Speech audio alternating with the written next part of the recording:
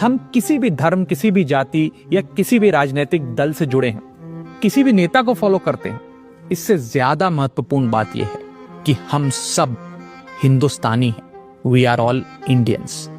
अगर कोई हमारे देश और मातृभूमि की तरफ आंख उठाएगा, उसका जवाब हम सब मिलकर देंगे।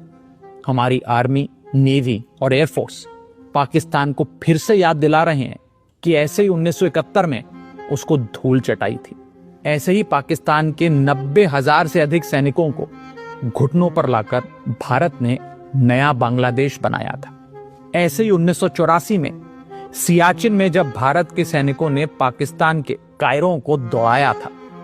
ऐसे ही 1999 में कारगिल में हमारी सेना ने पाक के सारे नापाक इरादों को मिट्टी में मिलाया था।